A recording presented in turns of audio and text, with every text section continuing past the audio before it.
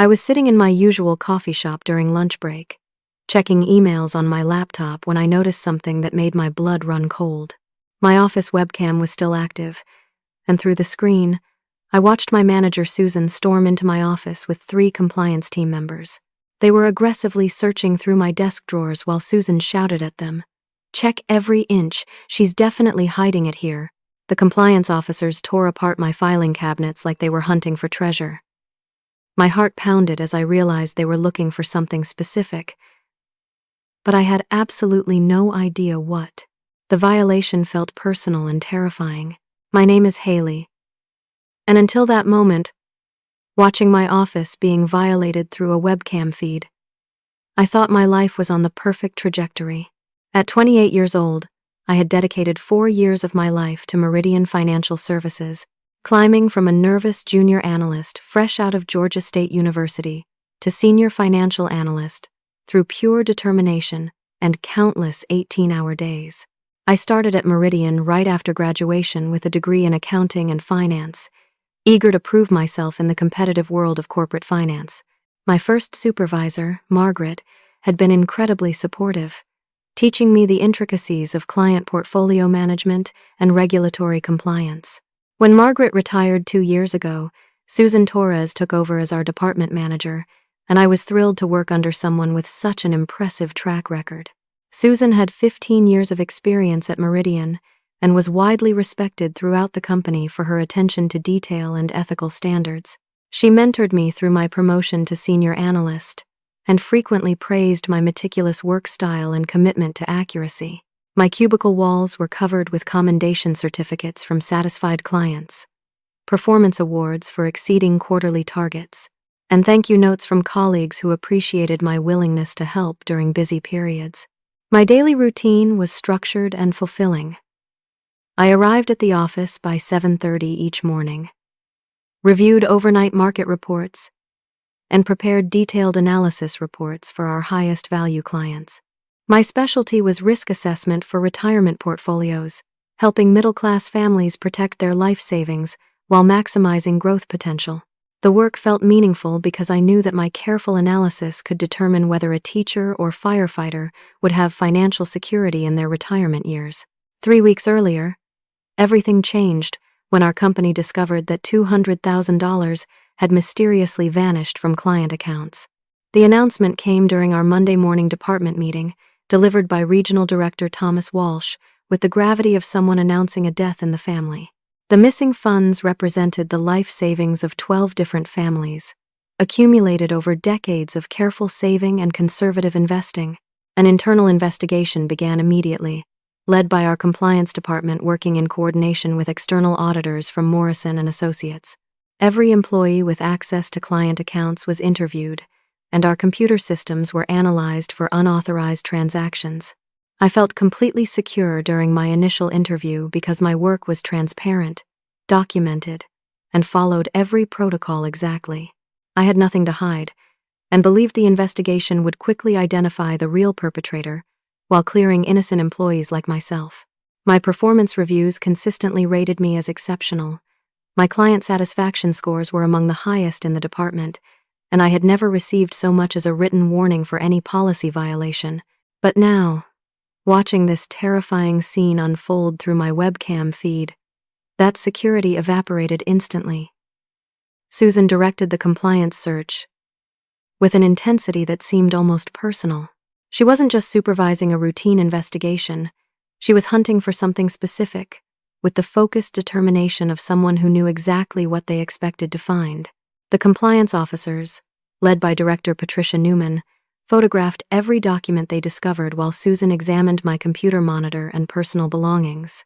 What disturbed me most was Susan's familiarity with my workspace.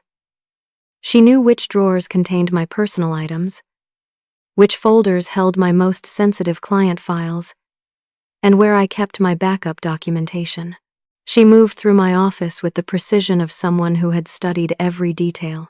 As I watched this violation unfold, I started remembering subtle changes in Susan's behavior over the past month. Our weekly one-on-one meetings had been canceled repeatedly, with Susan claiming urgent client emergencies that required her immediate attention. She had excluded me from several important project planning sessions, telling me that my current workload was too heavy for additional responsibilities. During team meetings, I began noticing Susan watching me with suspicious glances that I had initially attributed to the stress of the ongoing investigation. When other colleagues asked questions or made suggestions, Susan responded normally. But when I spoke, she studied my facial expressions and body language with the intensity of someone analyzing potential deception. I had dismissed these observations as paranoia triggered by the investigation stress that was affecting everyone in our department. Now I understood that Susan hadn't been stressed about the investigation. She had been evaluating me, studying my habits and routines, preparing for this exact moment when she would orchestrate my downfall. The timing of this office raid was particularly significant. Susan had asked me specifically about my lunch plans that morning, seeming unusually interested in where I was going and how long I would be away from the building. I had told her about my regular coffee shop routine, never imagining that she was planning to use my absence as an opportunity to plant evidence and build a case against me. But Susan had made one critical error in her otherwise meticulous planning. She had forgotten that I always left my computer running with the webcam active for afternoon video conferences with West Coast clients. Her perfectly orchestrated frame-up was being recorded in high definition by the very technology she had overlooked. What happened next destroyed every assumption I had about trust, integrity, and the people I worked with every day. Through my laptop screen, I watched Susan glance around my office to ensure the 3 compliance officers were distracted by their systematic documentation of my filing cabinets. Then, with the smooth confidence of someone who had rehearsed this moment, she reached into her navy blue blazer and pulled out a small silver flash drive. The casual way she handled the device told me this wasn't a spontaneous decision. Susan had come to my office prepared to plant evidence, carrying the flash drive specifically for this moment. She slipped it into my bottom desk drawer with practiced ease, burying it beneath my personal documents and insurance papers, then closed the drawer silently while maintaining her supervisory demeanor. I gripped my coffee cup so tightly that my knuckles turned white as I watched this calculated betrayal unfold. Susan waited exactly 30 seconds, allowing the compliance officers to continue their legitimate search of my upper file cabinets, before calling out with perfectly performed surprise. "Wait, everyone. I think I might have found something important," she announced, her voice carrying just the right mixture of excitement and concern. "Patricia, could you come document this discovery?" Susan opened my bottom drawer and made an elaborate show of discovering the flash drive she had just planted. This was hidden underneath Hayley's personal insurance documents, she told Compliance Director Newman, holding the device up like she had uncovered buried treasure. "It seems deliberately concealed rather than stored with her normal work materials." Patricia Newman photographed the flash drive from multiple angles while Susan continued her Oscar-worthy performance of disappointed betrayal. "I'm shocked," Susan said with convincing emotion. "Hayley has always been one of our most trusted analysts. I never would have suspected her of hiding evidence related to the missing funds." My phone trembled in my hands as I started recording this elaborate deception, capturing multiple angles of Susan's fraudulent discovery. The woman I had respected and admired for 2 years was systematically destroying my career and potentially my freedom with lies so sophisticated that they would convince any reasonable observer. I immediately called my best friend and closest colleague, Jamie Rodriguez, whispering urgently about the nightmare I was witnessing. "Jamie, you need to listen to me very carefully. I'm watching Susan plant evidence in my office right now, and I have video proof of everything she's doing." "What are you talking about?" Jamie asked, her voice filled with confusion and concern. My webcam was still running when they raided my office. Susan just pulled a flash drive out of her pocket, hid it in my desk drawer, then pretended to discover it as evidence against me. "She's framing me for the embezzlement, and if this works, I'll be facing federal criminal charges." Jamie's response revealed information that made the conspiracy even more terrifying. "Hayley, I've been wanting to talk to you about some weird things I've noticed around the office. Susan has been staying late almost every night for the past 2 months. working alone with full access to all the financial systems after security locks down the building. What kind of work requires her to stay that late? I asked, though I was beginning to suspect the answer. That's what's strange. During the day, she claims to be too busy with the investigation to handle routine supervisory tasks. But then she spends hours alone in the office after everyone else goes home. And remember those client complaints about account discrepancies we received last month? Susan handled every single one personally without reporting them to compliance like company policy requires. The pieces were falling into place with horrifying clarity. Susan hadn't been working late to help with the investigation. She had been using those after-hours sessions to steal money from client accounts while building an elaborate case to frame me for her crimes. Every client complaint she handled personally was probably another theft that she covered up by blaming system glitches or processing delays. I watched the compliance team prepare to leave my office with their planted evidence, while Susan delivered a masterful performance of professional disappointment. She explained to Patricia Newman how difficult it was to discover that someone she had mentored and trusted could betray the company and its clients so completely. I feel partially responsible, Susan told the compliance officers with convincing regret. As her supervisor, I should have noticed warning signs of financial stress or behavioral changes that might have indicated she was planning something like this. But Jamie had even more devastating information that revealed the true scope of the conspiracy I was facing. Hayley, there's something else you need to know. I've seen Susan meeting privately with Brad Patterson from IT after normal business hours. They've been staying late together, and yesterday I saw them looking through employee personnel files on his computer. Brad Patterson was our IT director, with administrative access to every computer, email account, and security system in the building. If Susan and Brad were collaborating, they had the combined ability to access my files, monitor my computer activity, create false digital trails, and delete security footage that might expose their real activities. The scope of this conspiracy was staggering beyond anything I could have imagined. This wasn't just Susan acting alone out of desperation or personal greed. This was a sophisticated criminal operation involving at least two people in positions of maximum trust and authority, designed to steal hundreds of thousands of dollars while systematically destroying innocent employees to cover their tracks. How long do you think they've been working together? I asked Jamie, though I dreaded the answer. Based on what I've observed, at least several months. They're very careful about their meetings, always scheduling them after most employees have left for the day, but I've noticed the pattern because I sometimes work late on quarterly reports. As the compliance team finally departed from my office, Susan locked my door with an expression of satisfied accomplishment that made my stomach turn. She believed her elaborate plan was working perfectly, that she had successfully planted the evidence needed to destroy my reputation and send me to federal prison while protecting her criminal enterprise. Susan had no idea that her intended victim was watching every move she made, documenting every lie she told, and preparing to fight back with evidence she never knew existed. The webcam feed that had accidentally revealed her evidence planting was about to become the foundation for bringing down her entire conspiracy. I finished my coffee and prepared to return to the building, knowing that the next few hours would determine whether justice would prevail or whether an innocent person would be destroyed to protect sophisticated criminals who had betrayed every principle our company claimed to uphold. Sitting in that coffee shop, surrounded by the normal sounds of everyday life, I felt like I was assembling pieces of a criminal puzzle that revealed a picture far more sinister than I had initially comprehended. Susan and Brad weren't simply opportunistic employees who had discovered a way to steal money. They had created a sophisticated embezzlement network that exploited their combined administrative access to financial and information technology systems.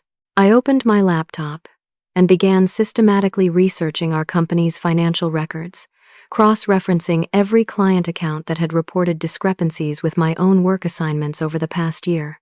The pattern that emerged was both methodical and chilling in its precision and calculation.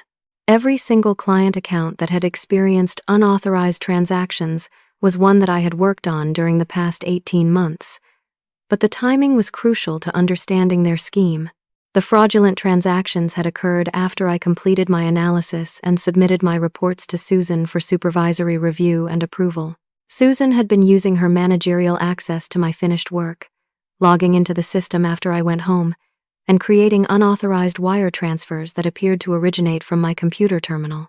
She would then modify my original reports to include documentation of the fraudulent transactions, making it appear that I had authorized the money transfers as part of my legitimate client service responsibilities. The sophistication of their operation became clear as I analyzed the timeline of events. For the past 8 months, Susan had been systematically accessing my completed financial analysis reports. Usually between 10 and 11 o'clock at night when the building was empty, except for security personnel.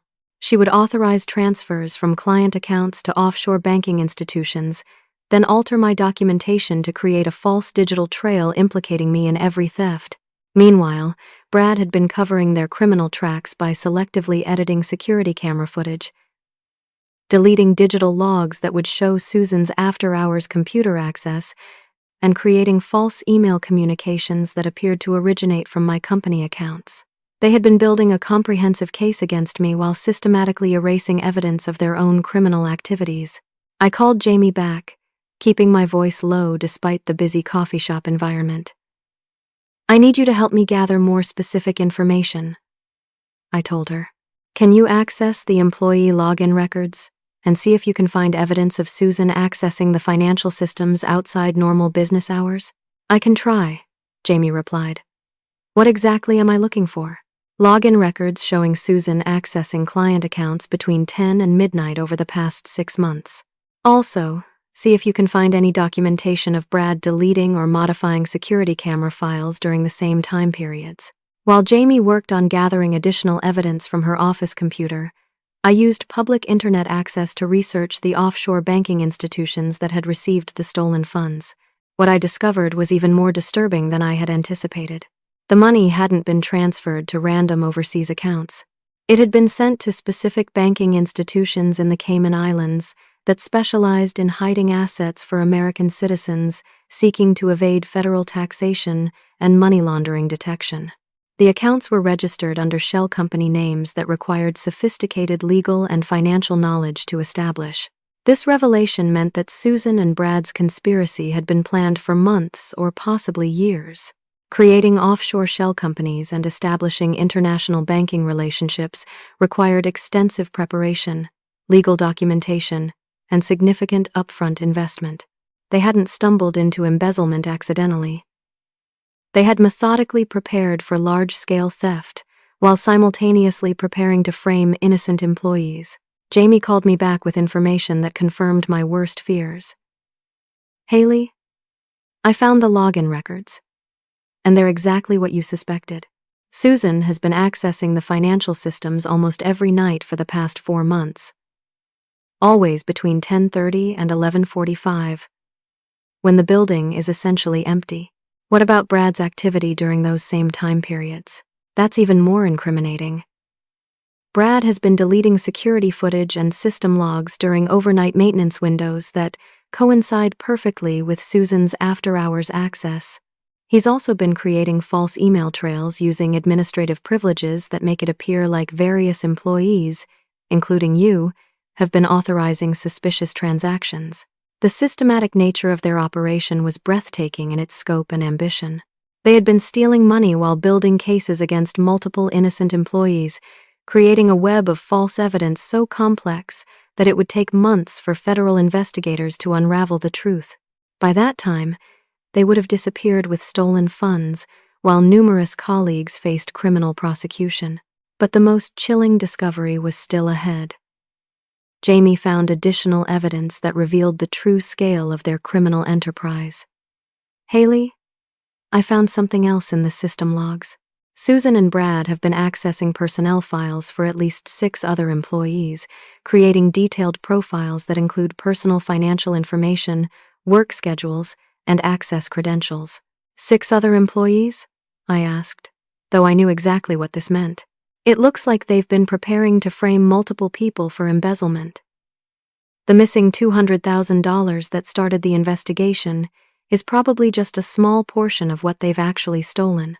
If they frame 6 or 7 employees for different thefts, they could cover up stealing well over $1 million. The realization hit me like a physical blow. I wasn't just fighting to save my own career and freedom. I was potentially the only person who could prevent 5 or 6 of my innocent colleagues from being destroyed by false accusations and fabricated evidence. Their families would be devastated, their careers would be ruined, and they would face years of legal battles to prove their innocence while the real criminals escaped justice. I thought about my colleagues who were unknowingly walking into this trap. Sarah Martinez, our junior analyst who had just bought her first house and was planning her wedding for next summer. David Chen, who had 2 young children and was already struggling with student loan debt from his MBA program. Monica Thompson, a single mother who supported her elderly parents while working toward her CPA certification. These weren't just names in personnel files to Susan and Brad. They were convenient scapegoats whose destruction would allow them to steal money and disappear, while innocent families were devastated by false criminal charges. The scope of their betrayal extended beyond simple theft. They were planning to destroy the lives of hard-working, honest people who had trusted them with their careers and financial security. The emotional weight of this responsibility was almost overwhelming, but it also crystallized my determination to fight back with every resource at my disposal. As I prepared to return to the office building, I realized that today's evidence planting was meant to be the beginning of their final phase. Susan and Brad had spent months building their criminal network and preparing their escape plan. Now they were ready to frame their chosen victims and disappear with stolen funds, while law enforcement focused on prosecuting innocent employees. But they had made one crucial miscalculation. They had chosen to frame someone who possessed the technical skills, moral determination, and sheer stubborn refusal to accept injustice that would be needed to expose their entire operation and bring them to justice. The decision to return to the building while Susan and Brad believed they had successfully completed their mission required every ounce of courage I possessed. I was about to enter an environment controlled by criminals who had already demonstrated their willingness to destroy innocent lives to protect their scheme. But I had no choice. The webcam footage was powerful evidence, but I needed much more to prove the full scope of their conspiracy and protect my colleagues from the same fate they had planned for me. I finished my coffee, gathered my determination, and walked back to Meridian Financial Services with my heart pounding against my ribs. The afternoon sunlight felt surreal as I approached the building where my entire future hung in the balance. Using my employee keycard, I entered through the north side entrance that was typically used by employees returning from extended lunch meetings. The hallways felt eerily quiet as most employees were either attending afternoon meetings or focused on end-of-day project deadlines. Every footstep seemed unnaturally loud as I made my way toward my office, hyper-aware of every sound that might indicate someone was observing my movements. Susan had locked my office door as part of securing what she believed was a crime scene, but I still had access to the emergency key box that supervisors used for facility maintenance issues. My hands shook as I retrieved the spare key and unlocked the door, immediately going to my computer workstation. What I discovered there changed everything I understood about their criminal operation. My automatic backup system, which I had configured 8 months earlier as protection against data loss during our server upgrade project, had been continuously recording all screen activity on my workstation. This meant I possessed digital records of every single time someone had accessed my computer, including unauthorized access using administrative credentials. The backup files revealed the stunning sophistication and scope of Susan and Brad's embezzlement network. I found detailed records showing Susan accessing my completed financial reports at 11:23 at night on October 15th, 2 hours after I had finished my work and gone home. The screen recordings showed her opening client accounts, belonging to retired schoolteacher Margaret Stevens, transferring $12,000 to offshore accounts, then modifying my original analysis to include false documentation authorizing the transfer. Similar recordings existed for dozens of other late-night sessions where Susan had used her supervisory access to steal money from client accounts while creating elaborate digital evidence implicating me in every theft. She had been methodically building a case against me for months while stealing hundreds of thousands of dollars from families who trusted our company with their life savings. Brad's involvement was equally damning and revealed the technical sophistication of their conspiracy. The screen recordings showed him accessing my computer remotely using IT administrative privileges, deleting security camera footage that would have documented Susan's after-hours activities, and creating false email trails that appeared to originate from my company accounts. But the most shocking discovery was hidden within a disguised folder labeled System Backup Files that appeared to contain routine IT maintenance data. Inside this folder, I found Susan's real financial records documenting the actual destination of all stolen funds. The files contained account information for offshore banks in the Cayman Islands, wire transfer receipts, and detailed records of money laundering operations. The numbers were staggering beyond anything I had imagined. Susan and Brad hadn't stolen just the $200,000 that had triggered the investigation. They had embezzled over $900,000 across more than 60 client accounts over the past 18 months. The missing funds discovered by our audit represented less than 25% of their actual theft. I immediately began copying everything to multiple secure flash drives while uploading encrypted backup files to several different cloud storage accounts. The evidence was so comprehensive and damning that no reasonable person could doubt their guilt or question my innocence, but I needed to ensure it would be preserved even if they discovered my investigation and attempted to destroy the documentation. As I worked frantically to secure the evidence, I discovered something that made my blood run cold. Susan had been creating detailed surveillance profiles of other employees, documenting their work schedules, personal financial situations, and family circumstances. The files contained names of 5 colleagues who had been selected as future scapegoats: Sarah Martinez, David Chen, Monica Thompson, Kevin Williams, and Patricia Foster.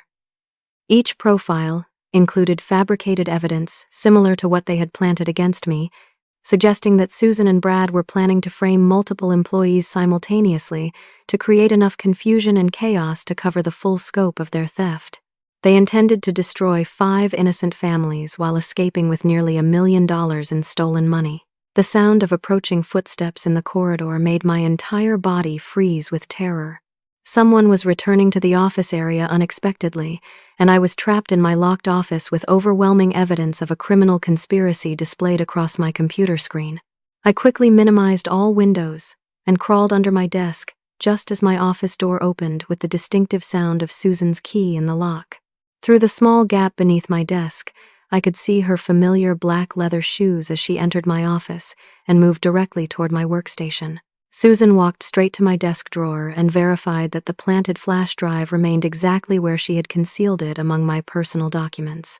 Then she pulled out her cell phone and made a call that revealed the true depth of the conspiracy I was fighting. "Richard, the evidence placement was successful," she said quietly, her voice filled with satisfaction. "The compliance team discovered exactly what we needed them to find, and Hayley will be arrested tomorrow morning. We can proceed with implementing Phase 2 of our timeline." Richard. She was speaking with Richard Morrison, our company's chief executive officer and the highest-ranking executive in our entire organization. The conspiracy reached all the way to the top of Meridian Financial Services, involving the person ultimately responsible for protecting client assets and employee welfare. Susan continued her conversation, revealing information that made me understand the immediate urgency of my situation. "The external auditors are getting uncomfortably close to discovering the real scope of our operations. We need to accelerate our timeline and complete the additional employee terminations this week. Once we have 6 people arrested for embezzlement, the resulting chaos and media attention will provide sufficient cover for us to transfer the remaining assets and execute our departure strategy." They were planning to destroy 6 innocent lives and steal even more money before disappearing permanently. The investigation had evolved beyond my personal survival. I was now fighting to protect my colleagues and stop a massive financial crime that would devastate dozens of client families while destroying the careers and reputations of people who had done nothing wrong. After Susan completed her call and left my office, I remained hidden under my desk for several additional minutes, processing the magnitude of what I had discovered. Then I pulled out my phone and began making the most crucial calls of my entire life. The evidence I had gathered was comprehensive enough to destroy their conspiracy, but I needed to act immediately before they could frame my colleagues and disappear with the stolen money. The next few hours would determine whether justice would prevail or whether sophisticated criminals would successfully destroy innocent people while escaping with their crimes.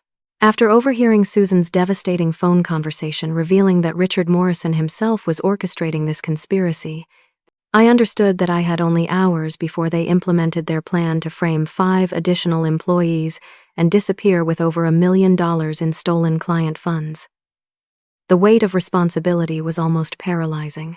6 innocent colleagues were about to have their lives systematically destroyed, and dozens of client families would lose their retirement savings unless I could stop this conspiracy immediately.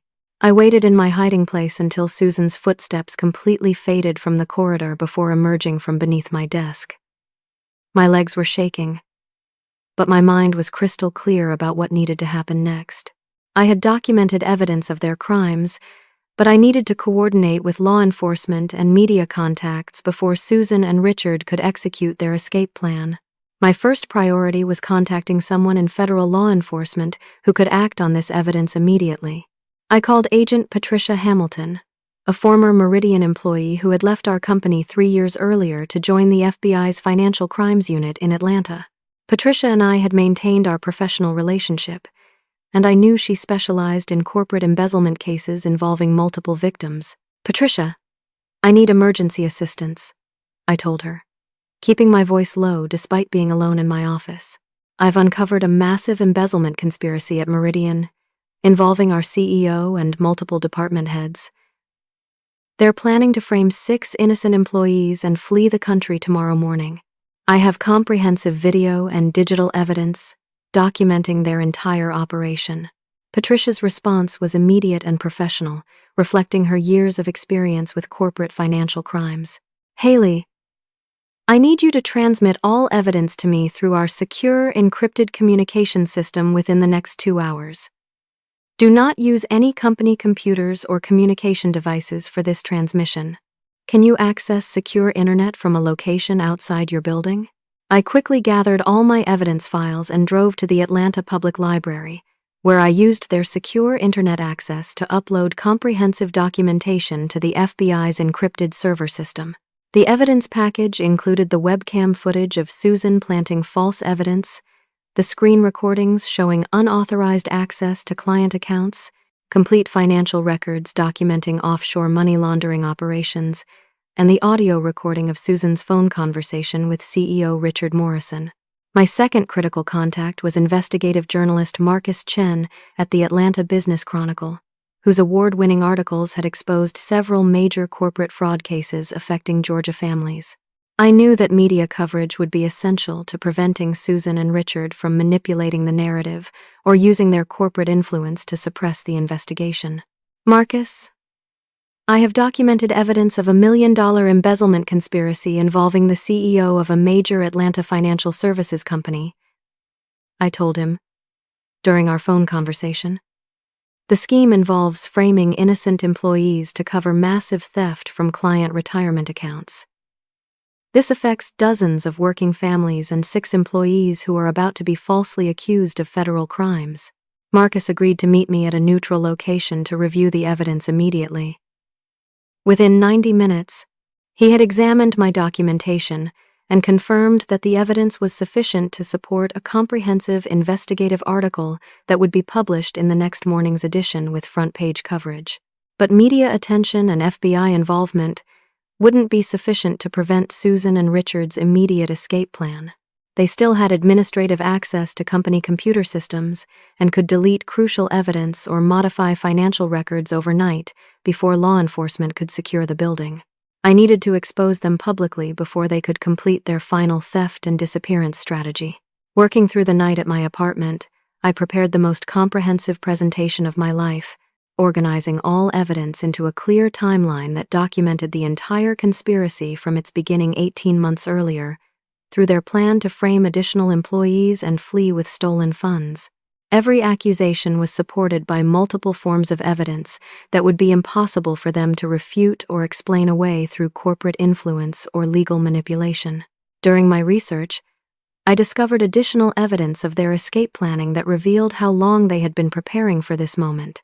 Flight reservations to the Cayman Islands had been purchased 3 weeks earlier under false identities created with sophisticated forged documentation. Hotel reservations, rental car arrangements, and offshore banking access were all confirmed for the morning after they planned to complete framing their chosen scapegoats. They had been planning their escape for months while systematically building cases against innocent employees, creating an elaborate criminal operation designed to destroy multiple lives while allowing them to disappear with stolen money and live comfortably in a country without extradition agreements with the United States.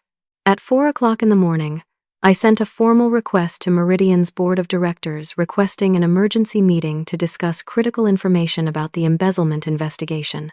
I presented my request as urgent new evidence that could solve the case immediately while protecting the company from additional financial losses and legal liability. Board Secretary Margaret Foster confirmed the meeting for 8:30 that morning, with mandatory attendance required for all senior executives, including Susan and Richard. They would be walking into a room expecting to discuss routine investigation updates, completely unaware that I possessed comprehensive evidence of their criminal conspiracy. As dawn approached, I made final preparations for what I knew would be the most important presentation of my life. I contacted the Atlanta Police Department and provided them with detailed information about the morning meeting and the flight reservations that Susan and Richard had made for later that day. If they attempted to flee when confronted with evidence of their crimes, law enforcement would be positioned to prevent their escape.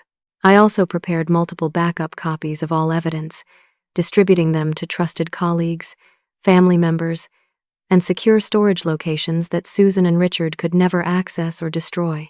Even if they somehow managed to suppress the immediate investigation, the evidence would eventually surface to ensure they faced justice for their crimes. Standing in my apartment as the sun rose over Atlanta, I reflected on how dramatically my life had changed in just 24 hours. Yesterday morning, I had been a dedicated financial analyst focused on helping families protect their retirement savings. Today, I was preparing to expose a conspiracy that reached the highest levels of my company while fighting to save 6 colleagues from destruction and dozens of families from financial devastation. The nervous young woman who had watched her office being violated through a webcam feed was gone, replaced by someone who understood that sometimes you must risk everything to prevent greater injustice from occurring. I was about to walk into a room filled with powerful people who had betrayed every principle they claimed to uphold, and I was going to destroy their conspiracy with truth they never expected me to possess. The executive boardroom at Meridian Financial Services had witnessed countless important decisions during the company's 30-year history, but it had never contained the level of tension and deception that filled the air that Tuesday morning at 8:30. I arrived 20 minutes early, methodically setting up my laptop computer and organizing presentation materials with the precision of someone whose entire future depended on the next hour. My hands were steady now, my voice clear and controlled, my purpose absolutely certain. I had spent the sleepless night mentally rehearsing every aspect of this confrontation, anticipating their responses and preparing for their attempts to manipulate the situation in their favor. The 7 board members filed into the room first, followed by Susan and Richard, both appearing confident and completely composed. Susan even approached me with what seemed like genuine concern and support. Her performance as the caring supervisor who had discovered evidence of my betrayal was absolutely flawless. "Hayley, I know this investigation has been incredibly stressful for you," she said with convincing sympathy. "I want you to know that regardless of what we discovered yesterday, I still believe you're a good person who maybe just made some poor choices during a difficult financial period." Richard maintained his characteristic executive presence, radiating the authority and control that had made him successful throughout his 20-year career at Meridian. He nodded politely in my direction while reviewing documents on his tablet, appearing every inch the concerned CEO working to protect his company and employees from financial crime. Brad joined the meeting remotely from the IT department, ostensibly to provide technical support for reviewing digital evidence, but actually positioned to execute emergency data deletion if my presentation threatened their escape plan. His video conference connection showed him in his familiar computer lab surrounded by servers and security monitors. Board Chairman William Foster called the meeting to order with the gravity appropriate for discussing major financial crimes. Hayley, you requested this emergency session to present new information about our ongoing embezzlement investigation. Given the serious nature of these allegations and the need to protect both our clients and employees, please proceed with your presentation. I began calmly, walking the board through my discovery of the conspiracy with methodical precision designed to build an unshakable case before revealing the most damaging evidence. I explained how the missing funds were part of a much larger theft operation spanning 18 months, how innocent employees were being systematically framed through sophisticated evidence manipulation, and how the real perpetrators had been using their administrative access to steal money while building false cases against their chosen scapegoats. Susan interrupted with perfectly calibrated concern and disappointment, her voice carrying the authority of someone protecting the company from a dangerous employee. William, I'm deeply troubled by what I'm hearing. Hayley has been under enormous pressure since the investigation began, and I'm worried that stress and fear have led her to create elaborate conspiracy theories to deflect attention from the evidence we discovered. She produced the planted flash drive with theatrical precision, explaining to the board how it had been found concealed among my personal documents during yesterday's compliance search. Her presentation was masterful, complete with detailed explanations of the fabricated evidence and reluctant admissions that someone she had trusted and mentored had betrayed that trust so completely. Richard supported her narrative seamlessly, discussing the difficult decision to investigate a valued employee and the overwhelming digital evidence that pointed to my involvement in stealing client funds. Together, they painted a picture of a dangerous criminal who was now desperately attempting to destroy innocent supervisors rather than accepting responsibility for her crimes. The evidence we discovered yesterday was conclusive, Richard told the board with convincing regret. We found hidden devices containing detailed records of unauthorized transactions, secret communications with offshore banking institutions, and digital evidence showing systematic theft from client accounts over the past year. Then I played the webcam footage. The executive boardroom fell into absolute silence as board members watched Susan plant the flash drive in my desk drawer, wait 30 seconds, then pretend to discover it while directing compliance officers to document her fabricated evidence. The high-definition video captured every detail of her deception with crystal-clear audio of her instructions to treat the planted device as crucial evidence of my guilt. Susan's composure cracked immediately as she watched herself commit evidence tampering in front of 7 board members and federal law enforcement agents who would inevitably review this footage. That video has obviously been digitally manipulated, she stammered desperately. Hayley has access to sophisticated computer software through her financial analysis work. She could have created fake evidence to frame me for crimes she committed. I smiled calmly and played the second video, showing Susan accessing my computer files at 11:37 at night using administrative credentials, transferring money from retired teacher Margaret Stevens' account to offshore banks, and modifying my original reports to create false evidence of my authorization for the theft.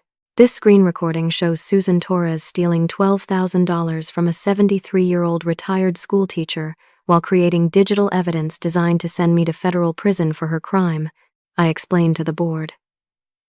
The timestamp proves this occurred 2 hours after I had completed my legitimate work and gone home.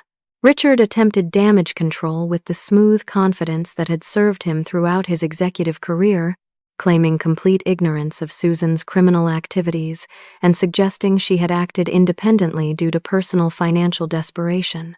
I'm as shocked as everyone else in this room to discover that someone I trusted had been engaging in such elaborate deception, he told the board with apparent sincerity. Then I played the audio recording of their phone conversation from the previous afternoon. Richard's voice was clearly identifiable, discussing Phase 2 of their plan to frame additional employees, accelerate their timeline to steal more money, and execute their departure strategy before external auditors could discover the full scope of their operation. The recording captured him coordinating with Susan to destroy 6 innocent colleagues while stealing over $1 million from client families. "Ladies and gentlemen," I said calmly as the recording concluded, "what you just heard was Richard Morrison, your Chief Executive Officer, planning to frame 5 additional innocent employees to cover up a conspiracy that has stolen over $900,000 from client retirement accounts. I presented the comprehensive financial evidence documenting their offshore money laundering operations. The screen recordings showing Brad's systematic deletion of security footage and creation of false digital trails, and the detailed escape plan they had prepared for departing the United States that morning with stolen client funds. The transformation in the boardroom was immediate and dramatic. Board members who had initially appeared sympathetic to Susan and Richard's portrayal of me as a desperate criminal now stared at the real perpetrators with expressions of horror, disgust, and absolute betrayal. At precisely 9:15, FBI agent Patricia Hamilton entered the boardroom, accompanied by 4 additional federal agents and 6 Atlanta Police Department officers. I had coordinated the timing perfectly, ensuring that the board would hear comprehensive evidence before law enforcement intervened to prevent any possibility of escape or evidence destruction. Susan Torres, Richard Morrison, and Bradley Patterson, you are under arrest for conspiracy to commit embezzlement, wire fraud, money laundering, and evidence tampering, Agent Hamilton announced as handcuffs clicked into place with the finality of justice being served. Susan's carefully maintained professional facade finally shattered completely as the reality of her situation became undeniable. "This isn't fair!" she screamed with desperate fury. She was supposed to accept the blame quietly. Junior employees don't fight back against evidence like this. Richard remained silent during his arrest, but his expression revealed the calculating criminal mind that had orchestrated the systematic destruction of innocent employees to protect his elaborate theft operation. Even in handcuffs, he was probably planning legal strategies to minimize his punishment while maximizing the suffering of his victims. Simultaneously, Brad was arrested in the IT department, where federal agents found him frantically attempting to delete financial records, security footage, and digital evidence of the conspiracy. His sophisticated technical skills, which had enabled months of evidence manipulation and digital fraud, were useless against federal investigators who had seized control of the entire computer network. Board Chairman Foster approached me as law enforcement completed their arrests and began securing evidence for federal prosecution. "Hayley, on behalf of Meridian Financial Services and every employee and client who has been affected by this betrayal, I want to express our profound gratitude for your courage in exposing this conspiracy." I watched through the conference room windows as Susan, Richard, and Brad were placed in separate federal vehicles, their elaborate plan to steal money and destroy innocent lives ending with the justice they had earned through their calculated cruelty and systematic betrayal of trust.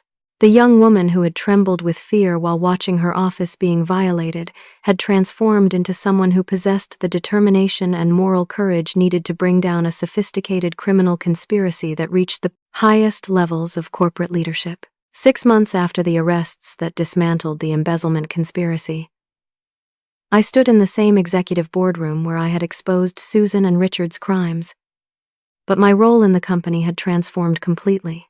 The nameplate beside the door now identified me as Director of Financial Integrity, a position created specifically to prevent future fraud and protect both employees and clients from the kind of systematic betrayal that had nearly destroyed multiple innocent lives. My new responsibilities extended far beyond traditional financial analysis into areas I had never imagined when I started as a junior analyst 4 years earlier.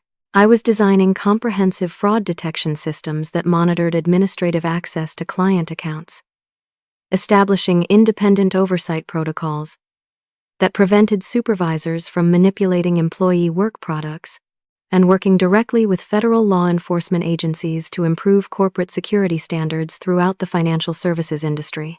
The investigation had ultimately recovered over $850,000 of the stolen money, frozen in offshore accounts before Susan, Richard, and Brad could access their hidden assets.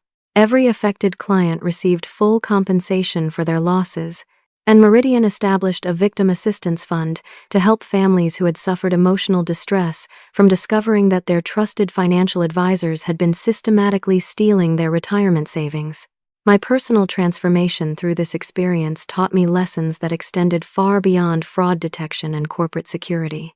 I discovered that trusting my instincts when something felt wrong could literally save lives and careers, not just my own future. I learned that standing up to injustice, even when facing overwhelming odds and powerful enemies, was not only the right choice, but often the only action that could prevent greater harm from occurring. Most importantly, I realized that my combination of technical skills, attention to detail, and moral determination was exactly what was needed to protect honest people from sophisticated criminals who exploited positions of trust and authority. The same qualities that had made me successful as a financial analyst became the foundation for fighting corruption and ensuring accountability at the highest levels of corporate leadership. The media coverage of our case became a catalyst for industry-wide reform in financial services oversight. Marcus Chen's investigative series in the Atlanta Business Chronicle won a regional journalism award and led to speaking opportunities at financial industry conferences throughout the Southeast, where I shared my experience and helped other companies strengthen their internal fraud prevention systems. The educational impact extended beyond corporate training into academic settings as well. The University of Georgia's Business School invited me to develop a case study based on our experience that is now used in graduate-level courses on business ethics and corporate fraud detection. Students learn how sophisticated internal conspiracies can be identified and dismantled by employees who possess the courage to document evidence and fight back against corruption. Susan Torres, Richard Morrison, and Bradley Patterson were convicted on all federal charges after a 3-week trial that revealed the full scope of their conspiracy to steal client funds while destroying innocent employees. Susan received 14 years in federal prison and was ordered to pay $2.3 million in restitution to victims. Richard was sentenced to 18 years and forfeiture of all personal assets, including his home, retirement accounts, and investment properties. Brad received 12 years and permanent prohibition from working in any position involving computer access or financial systems. Their convictions became precedent-setting cases in federal court for corporate executives who abuse their authority to commit financial crimes while framing subordinate employees. Legal scholars cite our case in discussions of employee protection laws and corporate accountability standards that have been strengthened as a direct result of the evidence we presented. The cultural transformation at Meridian Financial Services has been remarkable and lasting. Employees now feel genuinely safe reporting suspicious behavior because they understand that whistleblowers will be protected rather than retaliated against. Collaboration between departments has improved dramatically as people recognize that transparency and accountability benefit everyone's professional security and career advancement. Jamie Rodriguez was promoted to senior financial analyst and became my closest partner in implementing the new fraud prevention systems we developed together. Our friendship deepened through the shared experience of fighting corruption, and we often reflect on how different our professional lives might have been if I hadn't accidentally witnessed that evidence planting through my webcam feed. My reputation within the broader financial services community has grown significantly as word spread about my role in exposing the conspiracy and protecting innocent colleagues. I gained recognition as someone who would fight against corruption regardless of personal cost. And that reputation has been far more valuable than any salary increase or traditional career advancement. 1 year after the arrests, I received a handwritten letter from Margaret Stevens, the 73-year-old retired schoolteacher whose retirement savings had been targeted by Susan's theft operations. She wrote that my actions had saved her from losing everything she had accumulated during 40 years of teaching elementary school children, and that she would be forever grateful for my courage in standing up to powerful criminals who had betrayed her trust. Reading her words helped me understand that the fear and uncertainty I experienced during those terrifying days had been worthwhile, because it prevented much greater suffering for innocent families who had worked their entire lives to achieve financial security for their retirement years. Looking back on this experience, I've come to understand that sometimes the worst betrayals create opportunities for the most meaningful personal growth and positive change. When faced with systematic injustice, documenting everything and fighting back strategically can transform intended victims into agents of justice who protect others from similar harm. The webcam technology that accidentally captured Susan's evidence planting has become a symbol in our office of the importance of transparency and accountability in all professional relationships. Sometimes the tools we use for legitimate business purposes become the very weapons we need to protect ourselves and our colleagues from those who would exploit and betray our trust. Truth and moral courage ultimately prevail over sophisticated deception and corruption. But only when honest people are willing to take personal risks to fight for what's right, even when the battle appears impossible to win and the enemies possess overwhelming power and influence. As I conclude sharing this story with you, I want everyone listening to consider their own experiences with workplace injustice, betrayal, or corruption. Have you ever witnessed behavior that seemed wrong but felt too intimidated or powerless to speak up? Have you noticed patterns of favoritism, financial irregularities, or administrative abuse that made you uncomfortable but unsure how to respond? Remember that your voice, your documentation, and your willingness to stand up for what's right might be the only things protecting innocent colleagues and families from sophisticated criminals who hide behind professional facades while systematically destroying lives for personal gain. What would you have done if you discovered your manager planting evidence to frame you for crimes you didn't commit? Would you have had the courage to fight back against powerful conspirators? Or would you have accepted defeat and hoped for mercy from people who had already demonstrated their willingness to destroy innocent lives? I hope my story gives you the confidence to trust your instincts, document everything carefully, and never give up fighting for justice, even when the odds seem impossible. Please share your thoughts and experiences in the comments below, and hit that like button if this story inspired you to stand up against corruption and injustice in your own life. Subscribe for more real stories about ordinary people who found the courage to fight back against powerful enemies and protect innocent families from harm. Share this video with anyone who needs to understand that truth and determination can overcome even the most sophisticated conspiracy when good people refuse to accept injustice quietly. Thank you for listening to my story, and I hope it provides you with the strength and inspiration to protect the honest, hardworking people in your own life who depend on your courage to keep them safe from those who would betray their trust for personal gain.